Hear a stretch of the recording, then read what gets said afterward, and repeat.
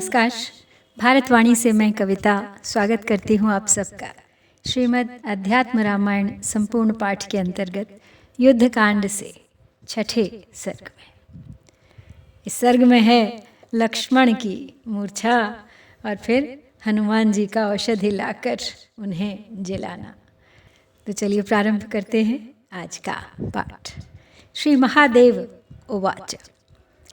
श्रुत्वा युद्धे बलं नष्टमतिकायमुखं महत् रावणो दुःखसन्तप्तः क्रोधेन महतावृतः निधायेन्द्रजितं लङ्कारक्षणार्थं महाद्युतिः स्वयं जगाम युद्धाय रामेण सह राक्षसः दिव्यं स्यन्दनम् आरुह्य सर्वशस्त्रास्त्रसंयुतं राममेवाभिदुद्राव राक्षसेन्द्रो महाबलः वानरान् बहुशो हत्वा बाणैराशिविशोपमैः पातयामास सुग्रीवप्रमुखान् यूथनायकान् गदा पाणिमहासत्वं तत्र दृष्ट्वा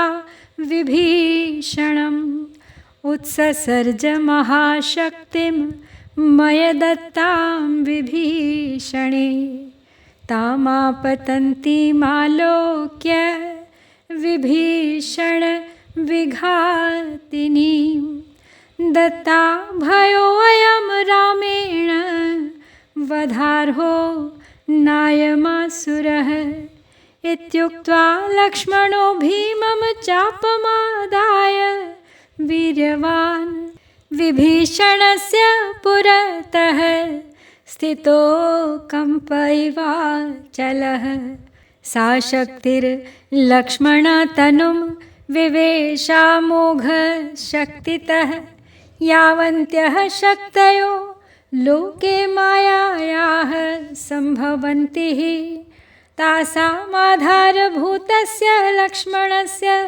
महात्मनः मायाशक्त्या भवेत् किं वा शेषांशस्य हरेस्तनो तथापि मानुषं भावमापन्नस्तदनुव्रतः मूर्छितः पतितो भूमौ तमादातुं दशाननः हस्तै स्तोलयितुं शक्तो न बभूवाति विस्मितः सर्वस्य जगतः सारं विराजं परमेश्वरम।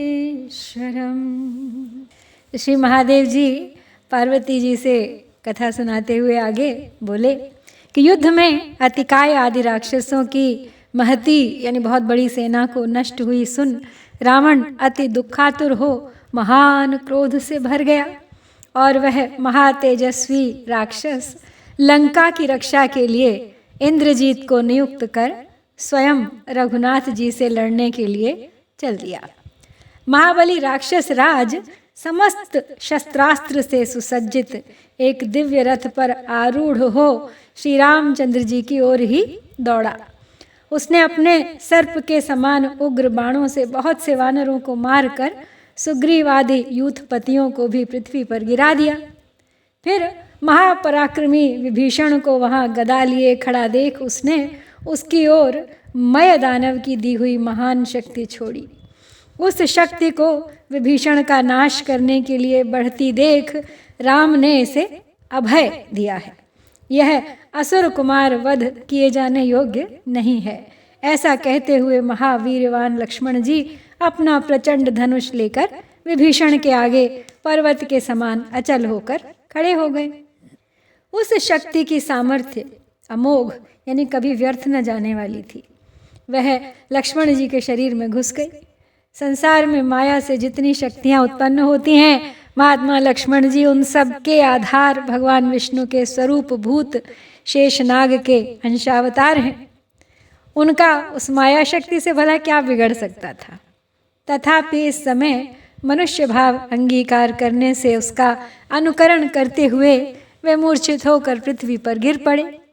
लक्ष्मण जी को ले जाने के लिए रावण उन्हें अपने हाथों से उठाने में सफल नहीं हो पाया। अतः उसे बड़ा ही विस्मय हुआ। भला जो संपूर्ण जगत का सार परमेश्वर विराट पुरुष है, उस निखिल लोकाधार विष्णु को एक क्षुद्र राक्षस कैसे उठा सकता था। कथम लोकाश्रयं विष्णुं तोलये लघु राक्षसः ग्रहीतु कामं सौमित्रिं रावणं वीक्ष्य मारुतिः आजघानोरसि क्रुद्धो वज्रकल्पेन मुष्टिना तेन मुष्टिप्रहारेण जानुभ्यामपतद्भुवि आस्यैश्च नेत्रश्रवणैरुद्वमन् रुधिरं बहु विघूर्णमाननयनो रथोपस्थ उपाविशत् अथ लक्ष्मणम् आदाय हनुमान् रावणार्दितम् आनयद्रामसामीप्यं बाहुभ्यां परिगृह्यतं हनुमतः सुहृत्वेन भक्त्या च परमेश्वरः लघुत्वमगमद्देवो गुरूणां गुरुरप्यजः सा शक्तिरपि तं त्यक्त्वा ज्ञात्वा नारायणांशजं रावणस्य रथं प्रागाद्रावणोऽपि शनैस्ततः संज्ञामवाप्य जग्राह बाणासनमथो रुषा राममेवाभिदुद्राव दृष्ट्वा रामोऽपि तं क्रुधा आरुह्य जगतां नाथो हनुमन्तं महाबलं रथस्थं रावणं दृष्ट्वा अभिदुद्राव राघवः ज्या शब्दमकरो तीव्रं वज्रनिष्पेष निष्ठुरं रामो गम्भीरया वाचा राक्षसेन्द्रम् उवाचः राक्षसाधमतिष्ठाद्य क्व गमिष्यसि मे पुरः कृत्वापराधमेवं मे सर्वत्र समदर्शिनः येन बाणेन निहता राक्षसास्ते जनालये तेनैव त्वां हनिष्यामि तिष्ठाद्य मम गोचरे। तो लक्ष्मण जी ने ब्रह्मास्त्र का आदर किया और उसे अपनी छाती पर लिया। मूर्छित होकर गिर गए। लेकिन सोचने की बात है, जो संपूर्ण जगत के सार परमेश्वर विराट पुरुष विष्णु के आधार हैं, यानी शेषनाग हैं स्वयं, जो उनकी शैया हैं, उनको भला एक छोटा सा राक्षस कैसे उठा सकता था। लेकिन जब हनुमान जी ने देखा कि रावण लक्ष्मण जी को ले जाना चाहता है, तो उन्होंने अति क्रुद्ध होकर उसकी छाती में एक वज्र सदृश घूंसा मारा।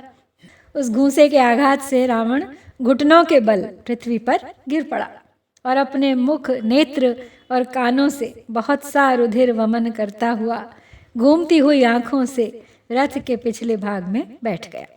तदनंतर हनुमान जी रावण द्वारा आहत लक्ष्मण जी को अपनी भुजाओं पर उठाकर श्री रामचंद्र जी के पास ले आए।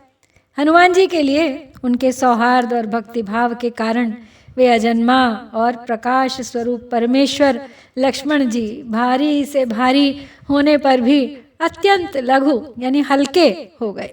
श्री लक्ष्मण जी को साक्षात नारायण का अंश जानकर वह शक्ति भी उन्हें छोड़कर फिर रावण के रथ पर चली गई। इधर रावण को भी जब धीरे धीरे कुछ चेत हुआ तो उसने अत्यंत क्रोध से अपना धनुष उठाया और रामचंद्र जी की ओर दौड़ा। उसे अपनी ओर आता देख जगतपति भगवान राम अति क्रुद्ध होकर महाबली हनुमान जी के कंधे पर चढ़े और रावण को रथ में बैठा देख उसकी ओर दौड़ पड़े। भगवान राम ने अपने धनुष की प्रत्यंचा का ऐसा कठोर शब्द किया जो मानो वज्र को भी चूर्ण करने वाला था, और फिर अति गंभीर वाणी से राक्षस राज रावण से कहा, अरे राक्षसाधम, जरा ठहर, तो मुझ सर्वत्र समदर्शी का ऐसा अपराध करके तू कहाँ जा सकता है? तू मेरे सामने खड़ा तो रहे जरा। जिस बाण से मैंने जनस्थान में खरदूषण आदि से युद्ध करते समय तेरे राक्षसों को मारा था, आज उसी से तुझे भी मार डालूंगा। श्रीरामस्य वचः श्रुत्वा रावणो मारुतात्मजं वहन्तं राघवं सङ्ख्ये शरैस्तीक्ष्णैरताडयत्। हतस्यापि शरैस्तीक्ष्णैर्वायुसूनोः स्वतेजसा व्यवर्धत पुनस्तेजो ननर्द च महाकपिः। ततो दृष्ट्वा हनुमन्तं सवृणं रघुसत्तमः क्रोधमाहारयामास कालरुद्र इवापरः। साश्वं रथं ध्वजं सूतं शस्त्रौघं धनुरञ्जसा छत्रं पताकां तरसा चिच्छेदशितसायकैः। ततो महाशरेणाशु रावणं रघुसत्तमः विव्याधवज्रकल्पेन पाकारिरिव पर्वतम्।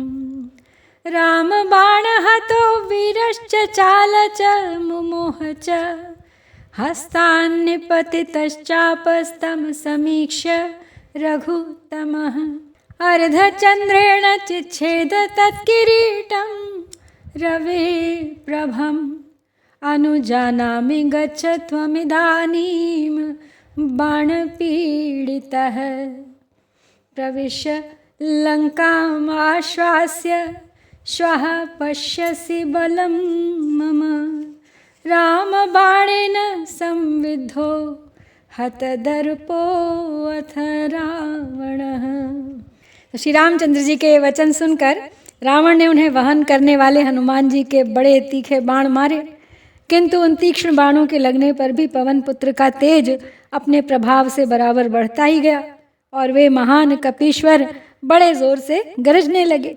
तब रघुनाथ जी ने हनुमान जी को क्षत विक्षत देखा तो दूसरे काल रुद्र के समान बड़ा भयंकर क्रोध उन्होंने धारण किया और अपने तीक्ष्ण बाणों से बड़ी फुर्ती के साथ सुगमता से ही रावण के घोड़े सहित रथ, ध्वजा, सारथी, शस्त्र समूह, धनुष, छत्र, पताका आदि सब काट डाले।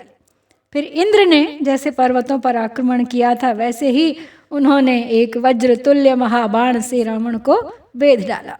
भगवान राम का बाण लगने से वह वीर विचलित हो गया, उसे मूर्छा आ गई और उसके हाथ से धनुष छूट गया। उसकी ऐसी दशा देखकर रघुनाथ जी ने एक अर्धचंद्राकार बाण से उसका सूर्य सदृश प्रकाशमान मुकुट काट डाला और कहा, रावण तुम मेरे बाण से पीड़ित हो, अतः मैं तुम्हें आज्ञा देता हूँ, इस समय तुम जाओ, आज लंका में जाकर विश्राम करो, फिर कल मेरा पराक्रम देखना। महत्या लज्जया युक्तो लंकां प्राविशदातुरः रामोऽपि लक्ष्मणं दृष्ट्वा मूर्छितं पतितं भुवि। मानुषत्वमुपाश्रित्य लीलयानुशुशोचः ततः प्राह हनुमन्तं वत्स जीवय लक्ष्मणं महौषधीः समानीय पूर्ववद्वानरानपि। तथेति राघवेणोक्तो जगामाशु महाकपिः हनुमान् वायुवेगेन क्षणात् तीर्त्वा महोदधिम्। एतस्मिन्ननन्तरे चारा रावणाय न्यवेदयन्। रामेण प्रेषितो देव हनुमान् क्षीरसागरं गतो नेतुं लक्ष्मणस्य जीवनार्थं महौषधीः। श्रुत्वा तच्चारवचनं राजा चिन्तापरो अभवत्। जगाम रात्रावेकाकी कालनेमि गृहं क्षणात्। गृहागतं समालोक्य रावणं विस्मयान्वितः कालनेमिरुवाचेदं प्राञ्जलिर्भयविह्वलः। अर्घ्यादिकं ततः कृत्वा रावणस्याग्रतः स्थितः। किं ते करोमि राजेन्द्र किमागमनकारणं। कालनेमिमुवाचेदं रावणो दुःखपीडितः। ममापि कालवशतः कष्टमेतदुपस्थितं मया शक्त्या हतो वीरो लक्ष्मणः पतितो भुवि तं जीवयितुम् आनेतुमोषधीर् हनुमान् गतः यथा तस्य भवेद्विघ्नस्तथा कुरु महामते मायया मुनिवेशेण मोहयस्व महाकपिं कालात्ययो यथा भूयात् तथा कृत्वा ही मंदिरे। तब श्री रामचंद्र जी के बाण से विद्ध होने के कारण सारा दर्प चूर्ण हो जाने पर रावण ने लज्जित और व्याकुल हो लंका में प्रवेश किया। इधर रामचंद्र जी भी लक्ष्मण जी को मूर्छित अवस्था में पृथ्वी पर पड़े देख मनुष्य भाव का आश्रय ले लीला से शोक करने लगे और हनुमान जी से बोले, वत्स, पहले की तरह द्रोणाचल से महौषधि लाकर लक्ष्मण और वानरों को जीवित करो।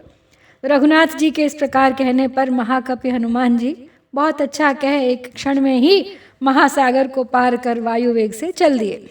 इसी समय रावण के गुप्तचरों ने उसे बताया कि स्वामी राम ने हनुमान को क्षीर समुद्र पर भेजा है और वह लक्ष्मण को जीवित करने के लिए महौषधि लेने गया है। उनके वचन सुनकर राक्षस राज अति चिंतातुर हुआ और उसी क्षण रात्रि में ही अकेला कालनेमी के घर गया।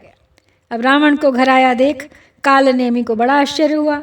वह उसे अर्घ्य आदि दे उसके सामने खड़ा हो गया और अति भयभीत हो हाथ जोड़कर बोला, राजराजेश्वर, आज किस निमित्त से आना हुआ?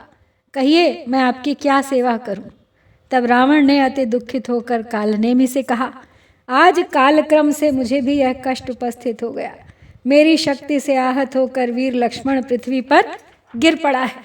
उसे जीवित करने के लिए हनुमान औषधि लेने गया है। हे महामते, तुम कोई ऐसा उपाय करो जिससे उसके लाने में विघ्न खड़ा हो जाए। तुम माया से मुनिवेश बनाकर हनुमान को मोहित करो जिससे उस औषधि के प्रयोग का समय निकल जाए। यह कार्य करके फिर अपने घर लौट आना।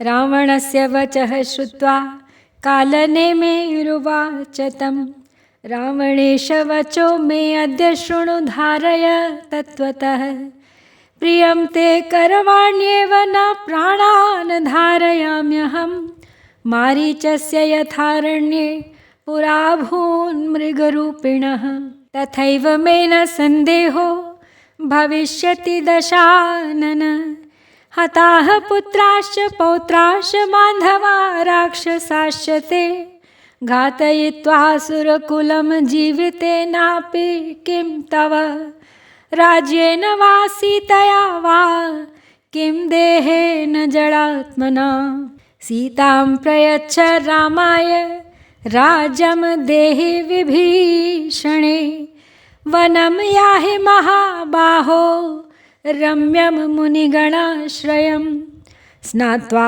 प्रातः शुभजले कृत्वा सन्ध्यादिकाः क्रियाः ततैकान्तमाश्रित्य सुखासनपरिग्रहः विसृज्य सर्वतः संगमितरान् विषयान् बहिः प्रवृत्ताक्षगणं शनैः प्रत्यप्रवाहय प्रकृतेर्भिन्नमात्मानं विचारय सदा नघ चराचरं जगत्कृत्स्नं देहबुद्धीन्द्रियादिकम् आब्रह्मस्तम्भपर्यन्तं दृश्यते श्रूयते च यत् सैषा प्रकृतिरित्युक्ता सैव मायेति कीर्तिता सर्गस्थितिविनाशानां जगद्वृक्षस्य कारणं लोहितश्वेतकृष्णादिप्रजाः सृजति सर्वदा कामक्रोधादिपुत्राद्यान् हिंसा तृष्णादिकन्यकाः मोहयत्यनिशं देवमात्मानं स्वैर्गुणैर्विभुं कर्तृत्वभोक्तृत्वमुखान् स्वगुणानात्मनीश्वरे आरोप्य स्ववशं कृत्वा तेन क्रीडति सर्वदा। शुद्धोऽप्यात्मा यया युक्तः पश्यतीव सदा बहिः विस्मृत्य च स्वमात्मानं माया गुणविमोहितः यदा सद्गुरुणा युक्तो बोध्यते बोधरूपिणा निवृत्तदृष्टिरात्मानं पश्यत्येव सदा स्फुटम। रावण के वचन सुनकर कालनेमी ने उससे कहा, महाराज रावण मेरी बात सुनिए और उसे यथार्थ समझकर धारण कीजिए। मैं आपका प्रिय करूँगा ही, उसके लिए मैं अपने प्राणों की परवाह नहीं करता, तथापि उससे क्या लाभ होगा। हे दशानन, इसमें संदेह नहीं, जो कुछ दंडकारण्य में मृग रूपधारी मारीच का हुआ था वही दशा मेरी भी होगी। देखिए, आपके पुत्र पौत्र और अनेकों सगे संबंधी राक्षस लोग मारे गए। इस प्रकार राक्षस वंश का नाश कराकर आपके जीवन, राज्य, सीता अथवा इस जड़ देह से भी क्या लाभ है। हे महाबाहो, आप रामचंद्र जी को सीता और विभीषण को राज्य देकर मुनिगण सेवित उस रम्य तपोवन को जाइए। वहाँ प्रातःकाल शुद्ध जल में स्नान कर तथा संध्या उपासना आदि नित्य कर्मों से निवृत्त हो एकांत देश में सुखमय आसन से बैठिए और सब ओर से निस्संग हो बाह्य विषयों को छोड़ अपनी बाह्य वृत्ति वाली इंद्रियों को धीरे धीरे अंतर्मुख कीजिए। हे अनघ, अपने आत्मा को सदा प्रकृति से भिन्न विचारिए। देह, बुद्धि और इंद्रिय आदि से युक्त संपूर्ण चराचर जगत अर्थात ब्रह्मा से लेकर स्तंभ यानी कीट विशेष पर्यंत जो कुछ दिखाई या सुनाई देता है वह सब प्रकृति है और वही माया भी कहलाती है।